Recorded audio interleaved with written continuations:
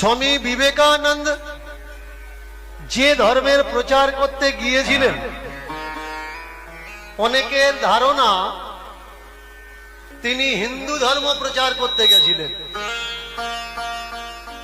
হায় হায় হায় হায় রে।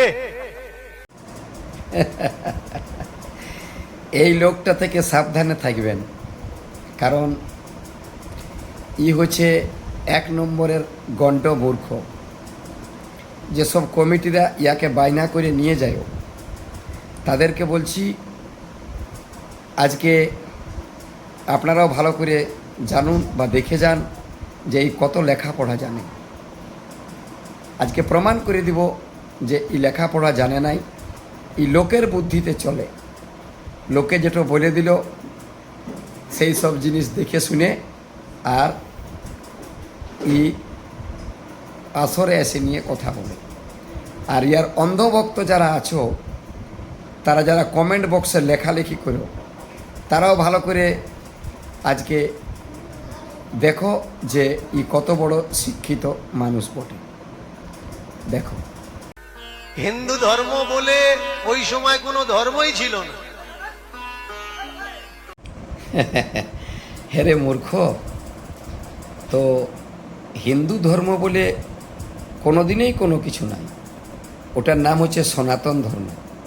এইটুকু স্বাভাবিক জ্ঞান তোর নাই? চলো আগে কি বলছে শোনা যাক। তাহলে তিনি কোন ধর্ম প্রচার করতে গেলেন? ওই সময়ের যদি প্রেক্ষাপট, ডকুমেন্টস, এভিডেন্স যদি বের করা হয়, তাহলে কি দেখা যাবে? চিকাগোতে যে ধর্ম সম্মেলন হয়েছিল, সেই ধর্মের লিস্ট বের করা লাগবে যে কোন কোন ধর্মের সম্মেলন এখানে হয়েছে। এবার আপনি যখন চিকাগোর ওয়েবসাইট থেকে দেখা আজ তোর মতন মূর্খকে ওয়েবসাইট কেন, ই সাইড ও সাইড যত সাইড আছে আজ সব খুলে দেব। আজকে প্রমাণ করে দেখাবো যে তুই কত লেখাপড়া করিস। আগে দেখুন ভিডিওটা। সেই ধর্ম লিস্ট বের করবেন, তো আপনি স্পষ্ট সেখানে পাবেন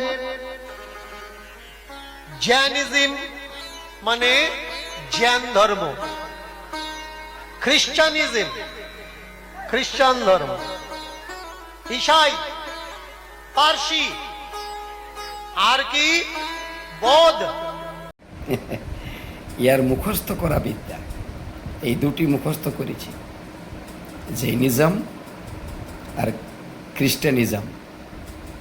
ওটাকে খ্রিস্টানিটি বলে, আবার ঈসাই বলছি। তো খ্রিস্টানিজম যেটা বললিস বাবা, সেইটাই হচ্ছে ঈসাই।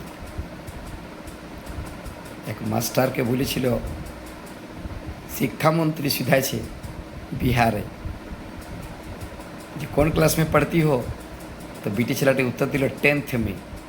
तो बोले सुने हैं 10वीं में पढ़ती हो, तो बोलছে सर जिसको 10वीं बोलते वही 10th है। তো ই হচ্ছে মুখস্থ বিদ্যা। ওই দুটি মুখস্থ করেছে, তারপর দুটা ভুলে গেছে। তখন ঈসাই বুদ্ধ কি বলছে, দুটা ইংলিশ বললো আর বাংলাগুলো তো আসছে না। ইয়ার কলাকীর্তি আরও শোনাবো, শুনো।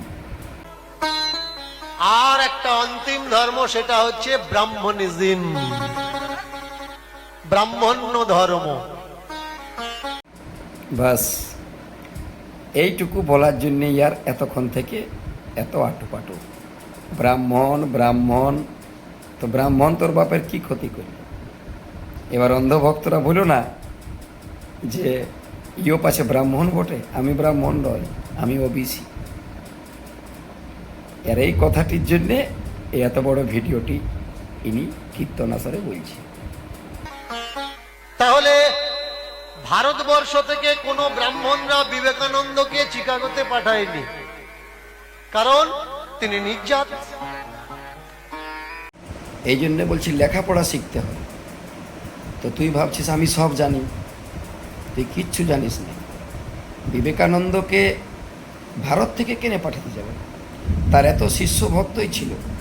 ভালো করে জানে রাখ, খেতড়ির মহারাজা অজিত সিং বাহাদুর, উনি এবং চেন্নাইয়ের এক ভক্ত দুজন মিলে অর্থ সহায়তা করেছিল, জলজাহাজের টিকিট এইসব। আর আমেরিকারই হার্ভার্ড বিশ্ববিদ্যালয়ের একজন অধ্যাপক ছিলেন জন হেনরি রাইট, উনি ওখানকার কমিটির সঙ্গে ব্যবস্থার যোগাযোগ সব কিছু উনি করে দিয়েছিলেন। আর কিছু জানবি? আগে আর ভিডিওটা শুনুন, আর সব আজ পোল খুলে দেবো। আর নির্জাত গিয়ে ব্রাহ্মণিজম প্রচার করবে, এ তো হয় না। আর ব্রাহ্মণরা আমেরিকায় যায়নি, কেন যায়নি? ব্রাহ্মণিজমের ধর্মগ্রন্থে লেখা আছে, সাগর পেরিয়ে গেলে সাগরের ওপারে ম্লেচ্ছদের বসবাস। সাগরের ওপারে গেলে তাকে ব্রাহ্মণ বলে আর স্বীকার করা যাবে না। টপিকটাকে চেঞ্জ করিস না, তুই যেটা প্রশ্ন করেছিস সেখানে থাক। তুই প্রশ্ন করেছিস যে বিবেকানন্দ হিন্দু ধর্মের প্রচার করতে যায়নি, এখন কথাটাকে চেঞ্জ করছিস। প্রত্যেকটা ব্রাহ্মণ সমাজকে বলবো, শিক্ষিত সমাজকে বলবো, এই একবার ভুলভাল বলার জন্যে পাবলিকের কাছে মার খেয়েছিল। আরেকবার রেডি হয়ে থাকুন, এনাকে বেশ শিক্ষা দিতে হবে। আর যদি ইনার ভক্তরা শুনছেন কেউ, তাহলে উত্তর কমেন্ট বক্সে লিখুন, তারও জবাব আমি দিব। এখন চমৎকার বিষয় হচ্ছে, স্বামী বিবেকানন্দ প্রচার করতে গেলেন যে ধর্মের, ব্রাহ্মণরা তাকে পাঠায়নি, তাহলে তাকে কে পাঠিয়েছিল? শুনি শুনি কি চমৎকার! বেশি শিক্ষিত লোক হলে বেশি চমৎকার দেখায়। তা দেখি তোমার কি চমৎকার। ওই সময়ের ডকুমেন্টস, এভিডেন্স বের করুন। শ্রীলঙ্কার বৌদ্ধিস্টরা, মংরা পাঠিয়েছে চিকাগোতে স্বামী বিবেকানন্দকে জলজাহাজে। আমরা বার করেছি, তুমি আগে ভালো করে পড়াশোনা কর। তুই এমনভাবে কথাবার্তা বলছি, আমি 1893 সালে তোর 14 বছর বয়স ছিল, তোর বাবার জন্ম হয়নি, তখনকার কথা তুই চ্যালেঞ্জ করছিস। ওই একটুকু গুগল আর একটুকু মেসেজ পড়ে নিয়ে আজ তোর বেসার বাঁটি দেব। শ্রীলঙ্কার মঙ্গেরা পাঠিয়েছে, ভারতের কেউ সাহায্য করেনি। বারে ফার্স্ট ক্লাস মূর্খ। বাহ, তুই আজকে এভিডেন্স দেখাবি, তোর প্রেক্ষাপট আর এভিডেন্স আজ সব তোকে দেখাবো। যারা যারা এর কীর্তন শুনেন, তারাও দাদা কিছু না পারলে একটুকু মোবাইলটাতেও দেখে নেবেন, শাস্ত্র যদি না পড়তে পারেন অনেক কিছু পাবেন। আর এই প্রেক্ষাপট এভিডেন্স কিছুগুলো মুখস্থ করেছি, ইংলিশ ওয়ার্ড, ইনি কিচ্ছু জানেন না। একে আরও দিছি, শুনো ভিডিওটা। শুধু তাই নয়, ধর্ম সম্মেলনের পর তিনি যখন ফিরেছেন আমাদের ভারতবর্ষে, তাহলে তিনি যখন চিকাগো থেকে ফিরেছিলেন, আসবে পরে, আগে এভিডেন্সটা সবাই দেখো। আর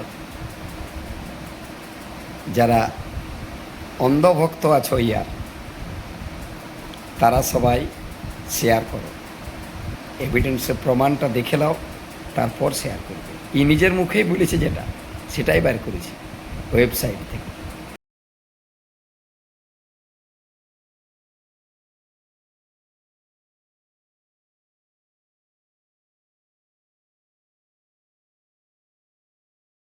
আমাদের দেশে কেউ তাকে ওয়েলকাম, স্বাগত করতে যায়নি।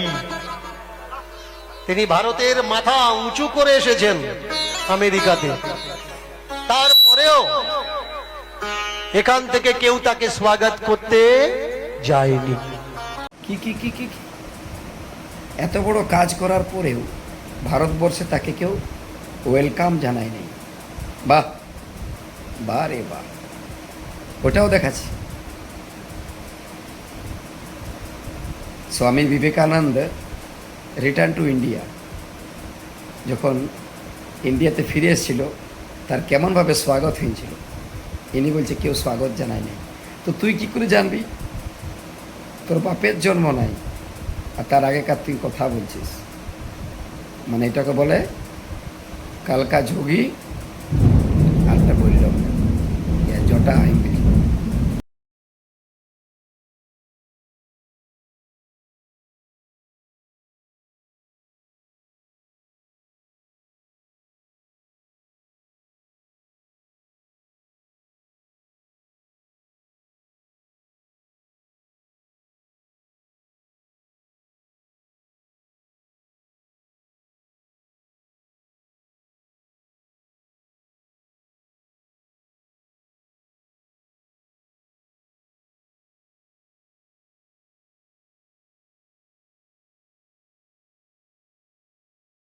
ভালো করে দেখুন জনগণ সবাই, বিবেকানন্দ আমেরিকা থেকে যখন ফিরে প্রথমে কোথায় গেছিলেন, কোথায় তার কী স্বাগত হয়েছিল, তারপর তিনি কোথায় গেছিলেন, প্রত্যেকটা লেখা ভালো করে পড়ুন।